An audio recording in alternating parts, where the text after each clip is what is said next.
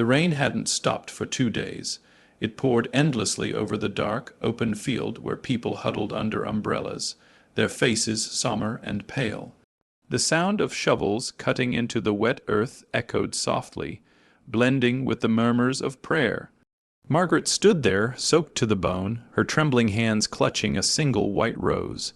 Her son, Daniel, lay beneath that soil now, the one person who had made her life worth living. He had been her pride, her laughter, her only reason to wake up every morning.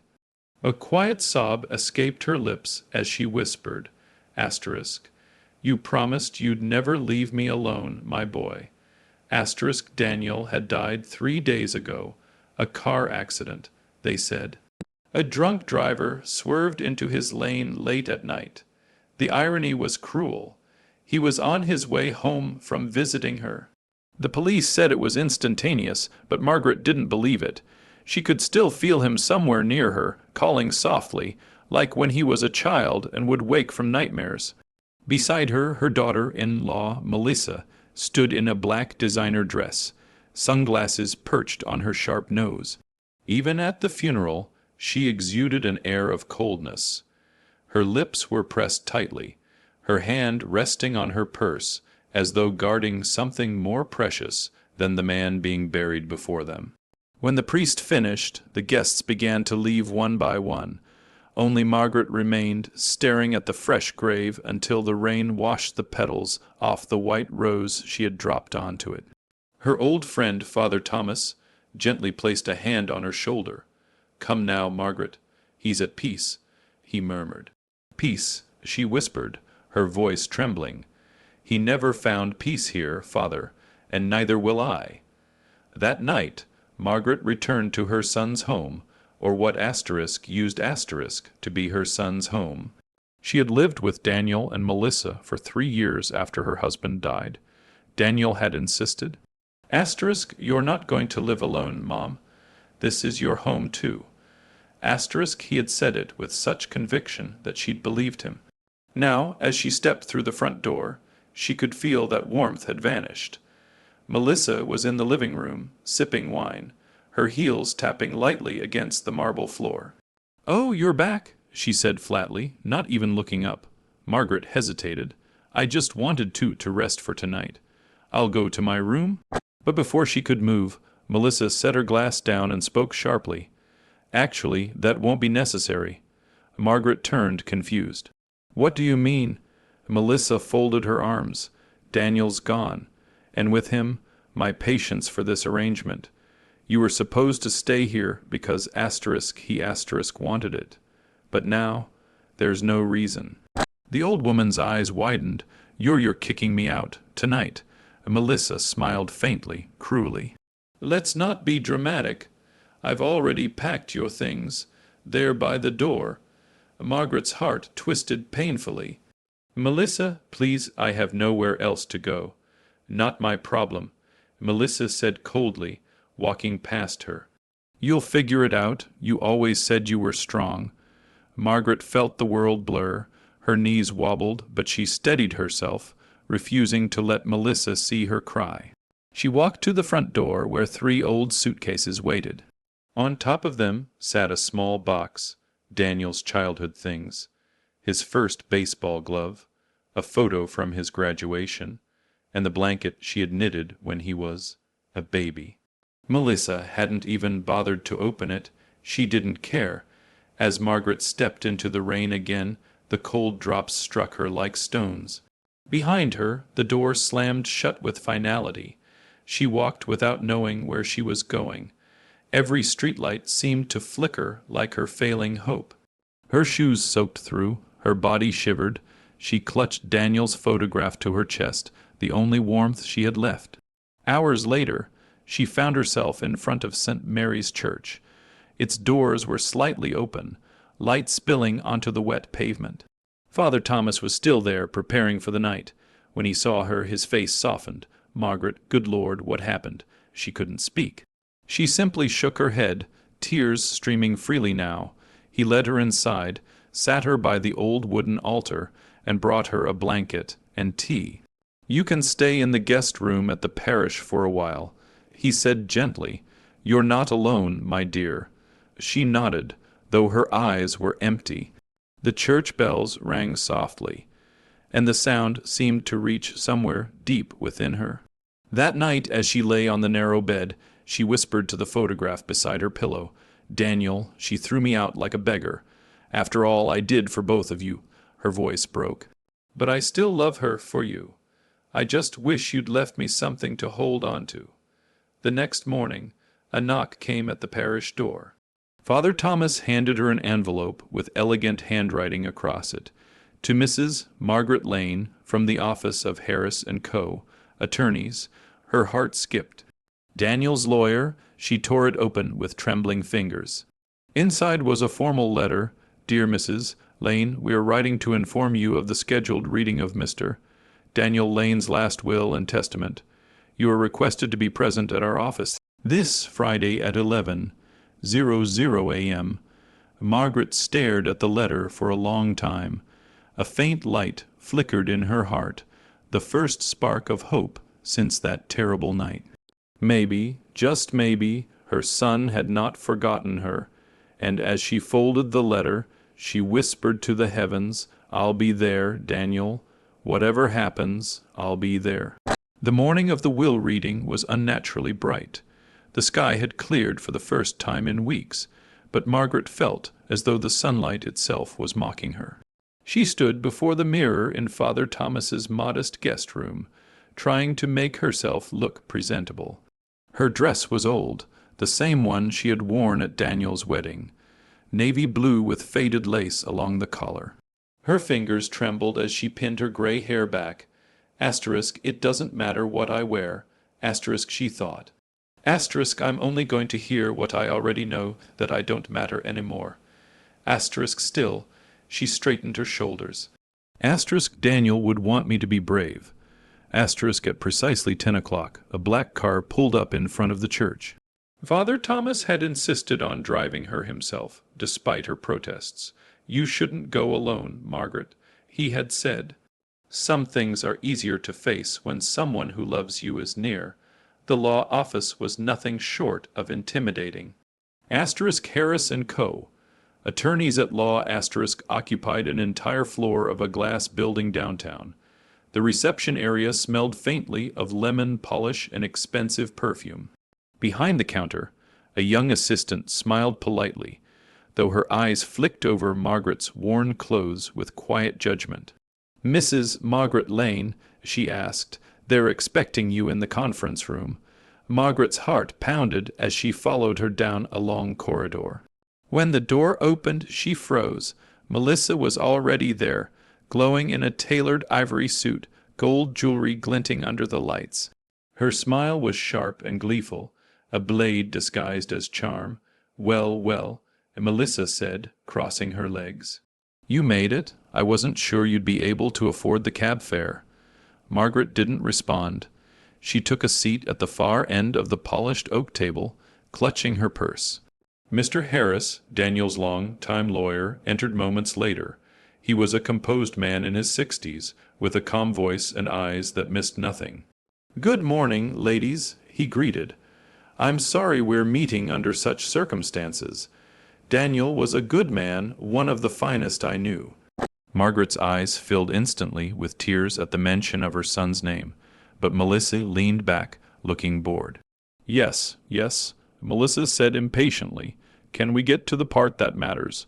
My husband's affairs are extensive, and I'd like to finish this before lunch. Mr. Harris raised an eyebrow, then opened a leather folder. "As you wish." The room fell silent except for the rustling of papers.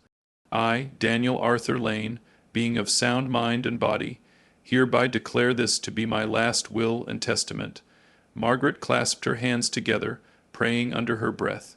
"To my beloved wife, Melissa Lane, I leave the primary residence, including all its furnishings, as well as the vehicles and joint investments held in our names." Melissa smirked, tilting her head toward Margaret. "See, Mother," she whispered mockingly, "Daniel wanted me to be comfortable. He loved me." Margaret said nothing.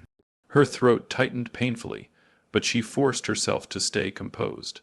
"To my employees and partners, I leave financial bonuses, as outlined in my estate documents. Margaret's heart sank lower with every sentence. Asterisk nothing for me, asterisk she thought, tears burning behind her eyes. Asterisk he forgot me. Asterisk Melissa, emboldened by the silence, leaned closer and whispered again, "You really thought he'd leave you something. Please, you lived off his generosity long enough. Don't worry, I might send you a few dollars at Christmas if I'm feeling charitable." Her cruel laughter filled the room. Even the assistant by the door looked uncomfortable, but then Mr. Harris cleared his throat. "Ladies," he said, his tone suddenly changing, "there is one more item left to be read." Melissa stopped mid-laugh. "Excuse me."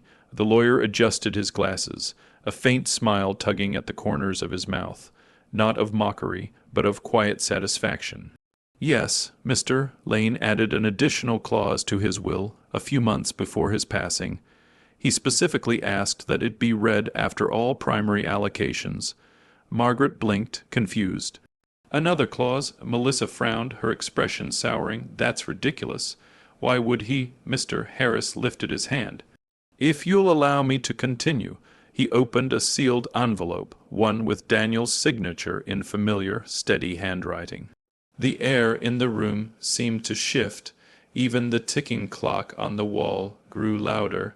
"To my dear mother, Margaret Lane." The lawyer began, reading Daniel's voice into existence again. "Who has given me more love and strength than I could ever repay, this is for you." Margaret's breath caught. She could barely see through her tears. Melissa's smile faltered slightly, but she still forced a scoff. "Oh, please, sentimental nonsense. He probably left her his old books or something." Mr. Harris's eyes glimmered as he continued, deliberately slow.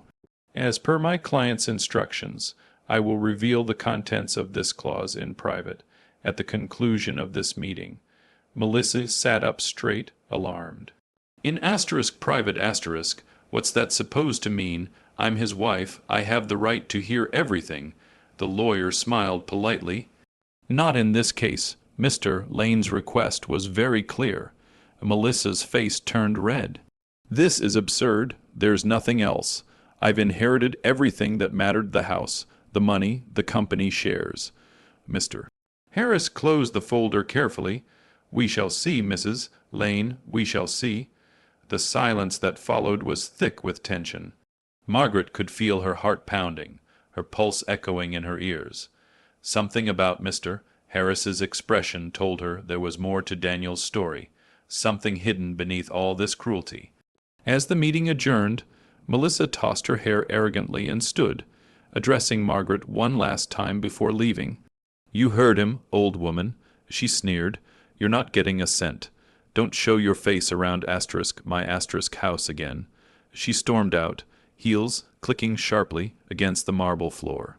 When the door closed behind her, the lawyer exhaled slowly, almost as though he had been waiting for that moment. He turned toward Margaret, his calm professionalism softening into genuine warmth. "Mrs. Lane," he said quietly, "if you can stay a few minutes longer, there's something your son wanted you to hear alone." Margaret's breath caught. Her trembling hands clutched the arm of the chair. What did my Daniel leave me?" she whispered. Mr. Harris smiled faintly, eyes glinting with compassion and something else. "Let's just say," he said, "your son was far wiser than anyone gave him credit for, and he made sure justice would find its way home." Margaret felt her heart stop for a moment. The room seemed to grow brighter, warmer, as if Daniel himself had stepped back into it. Outside, the sun broke through the clouds again, flooding the office with light. And for the first time since her son's death, Margaret smiled. The door clicked softly behind Melissa as she stormed out of the conference room. The echo of her heels faded down the marble hallway, leaving behind a heavy silence, the kind that seemed to hum with unsaid words.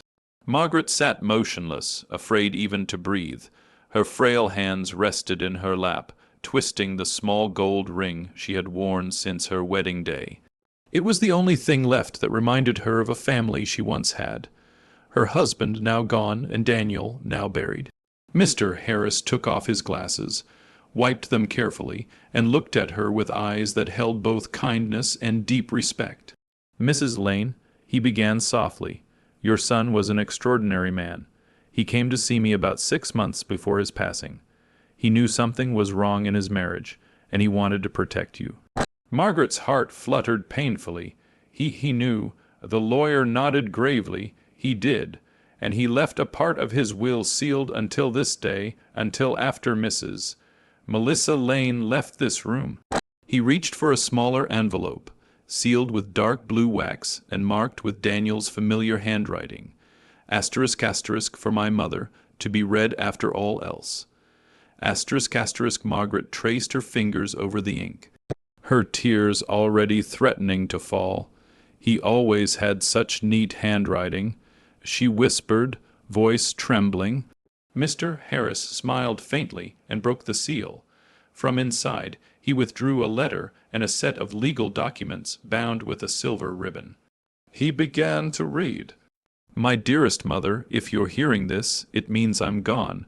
I wish I could hold your hands once more to tell you not to cry, but life had other plans.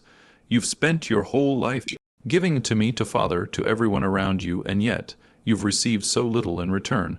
I wanted to change that. I know Melissa has never treated you kindly. I thought I could change her, that love would soften her pride. I was wrong, but please don't hate her. Just let life teach her what she refused to learn from kindness. As for you, mother, you'll never want for anything again." Margaret's eyes blurred as she pressed her hand to her mouth, holding back a sob. The lawyer continued gently, his voice steady and sure. "I have placed the majority of my personal assets, including my company shares, personal accounts, and the family home in a private trust under your name. You will also receive a monthly pension from the company to ensure your comfort and independence for life. Furthermore, I have made arrangements to donate a portion of my estate to the St. Mary's Charity Home, in honor of the kindness you've always shown others. It will be called *, the Margaret Lane Foundation. And one more thing, mother.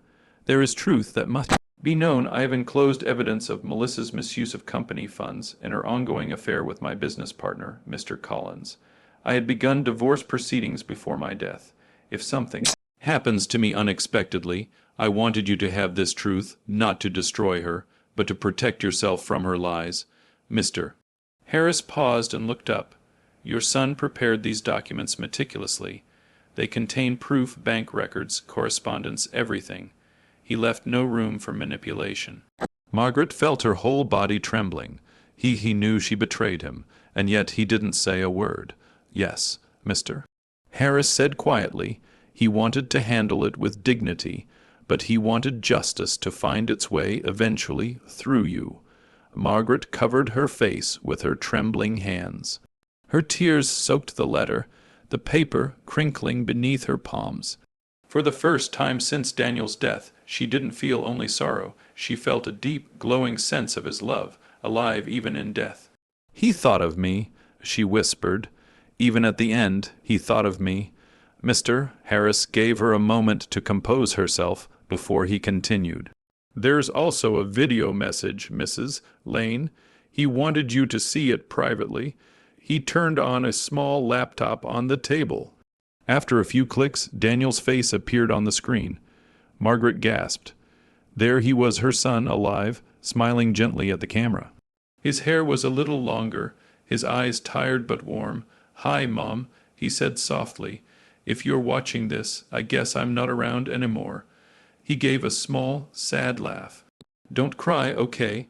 I can already see you tearing up." Margaret couldn't help it. She laughed through her tears, her hand covering her mouth. Daniel continued, "Mom, I know things have been hard between you and Melissa. You've tried so hard to make her like you, and I know she never gave you the kindness you deserved. I tried to fix it. But sometimes people don't change. I want you to have peace now. I've made sure the company will continue to run under your name with Mr. Harris and the board managing everything. You'll have all the resources you need, and please, live again. Don't hide away. Travel, read, laugh, help others. Don't let my absence bury you. You've already lost too much in life. I love you, Mom. I always will." The screen went black. Margaret sat there in silence, her tears falling freely. It felt like he had reached out from beyond the grave to wrap her in the warmth. She thought she'd lost forever. When she finally looked up, Mr. Harris was quietly placing several documents into a leather folder. "There's one last thing, Mrs. Lane," he said. "The trust includes the house you were evicted from. Legally, it now belongs entirely to you. Mrs. Melissa Lane will be required to vacate within 30 days. Margaret's eyes widened. "What? She doesn't know yet," the lawyer said, a small, satisfied smile tugging at his lips. "I'll be serving her the notice this afternoon." The words sank in slowly. Margaret didn't feel vengeful, only calm. Her son had done what she never could. He had stood up for her, even in death. When she left the law office later that afternoon, the world felt different. The wind was cool and fragrant with spring blossoms. The city no longer felt heavy and gray. She paused outside the building and looked up at the bright sky. "You kept your promise, my boy," she whispered. Meanwhile, across town, Melissa was sitting in her expensive kitchen, swirling another glass of champagne when her doorbell rang. She opened it and froze. A courier stood there with an envelope marked ***, a legal notice of property transfer immediate effect. ***, her hands shook as she tore it open, her eyes scanning the words until they blurred. She gasped, a strangled sound escaping her throat. "No, no, this can't be happening," she screamed. But it was. The mansion, the company shares, the money, everything she had stolen through deceit, now legally belonged to the woman she had thrown out into the rain. Melissa staggered back, her face white as marble. The world spun around her as reality crashed down. Her champagne glass slipped from her fingers, shattering across the marble floor. And just like that, her empire of cruelty began to crumble. Margaret, walking home under the sunlight, had no idea that the first act of her son's final justice had already begun. A month had passed since the day the will was read.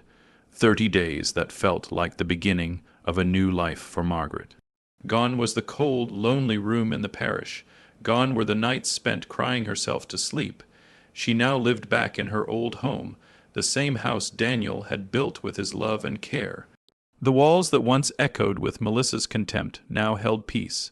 The air felt lighter, as if her son's spirit lingered there, smiling with quiet satisfaction. Margaret spent her mornings tending to the rose garden Daniel had planted for her years ago. The blooms were radiant that spring, bursting in colors that seemed almost unreal.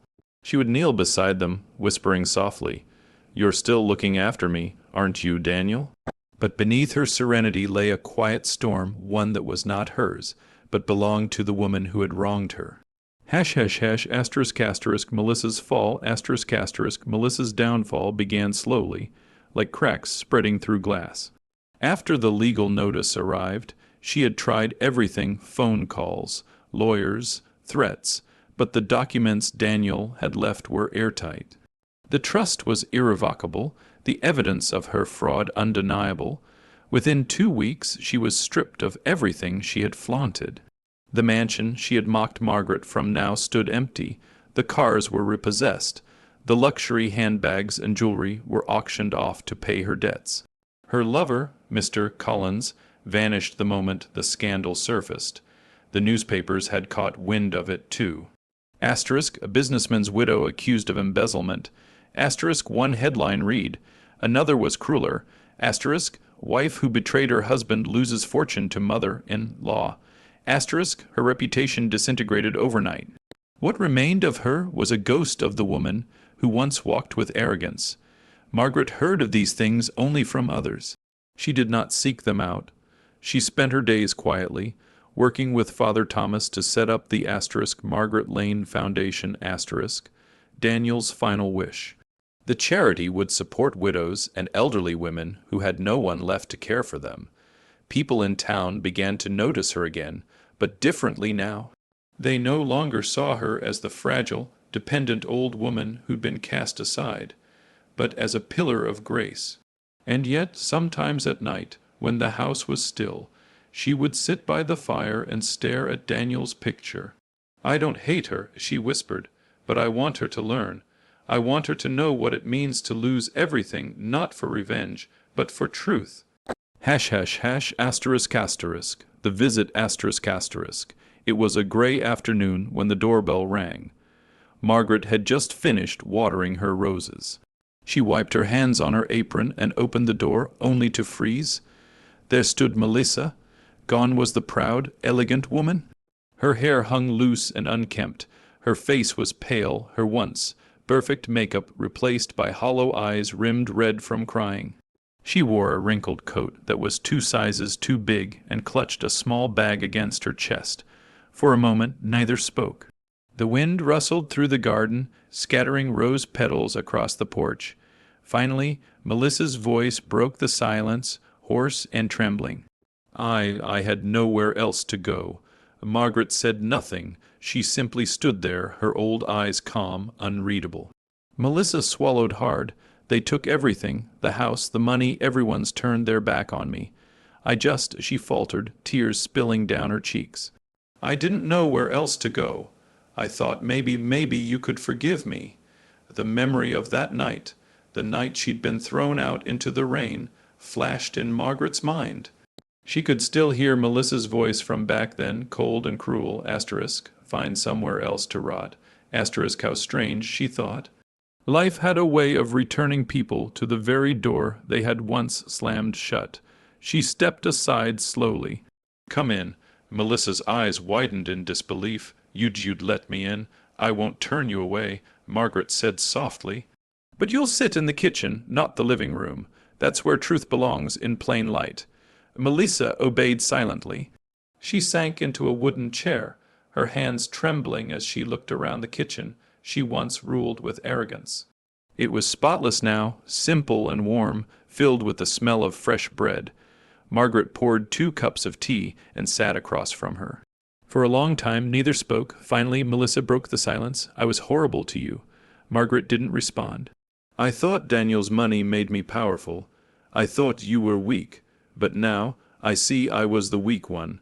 I lost everything because of my pride." Margaret looked up. Her eyes filled not with anger, but something deeper, something Melissa didn't understand.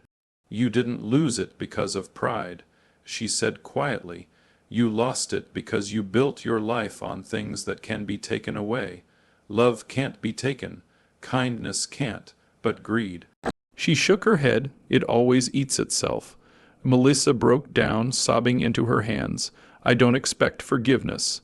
I wanted you to know I'm sorry." Margaret's gaze softened.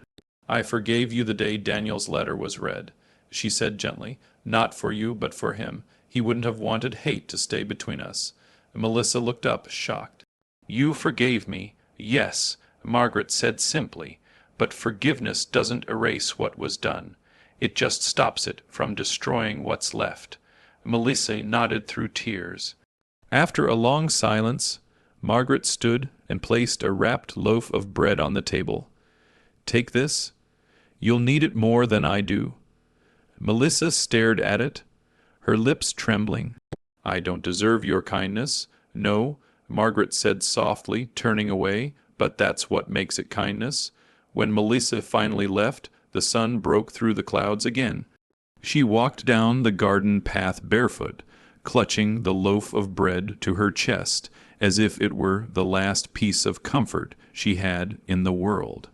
Margaret watched from the doorway. "Goodbye, Melissa," she whispered. "May this be your beginning, not your end." Hash hash hash asterisk asterisk peace asterisk asterisk. That evening Margaret sat in the garden as twilight fell, a soft orange glow painting the sky. The roses swayed gently in the breeze, and the sound of the church bells echoed from afar. Father Thomas joined her, bringing 2 cups of tea. "You did a good thing today," he said. "I only did what my son would have done." She replied. He smiled. "He'd be proud of you. You've turned your pain into something beautiful."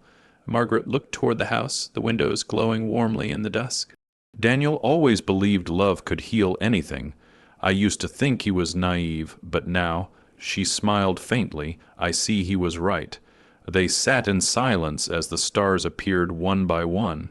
Inside the house, Daniel's portrait hung above the mantel, his smile eternal, his eyes bright. Beneath it lay the framed words from his last letter. Love never dies, Mom. It just changes form. Margaret whispered to the stars, "You kept your promise, my boy. You brought me peace." The wind stirred the roses gently, as if answering her. And for the first time in years, Margaret felt truly free, not because she had taken revenge, but because she had chosen grace. Her son had left her justice, but she had found something greater, forgiveness.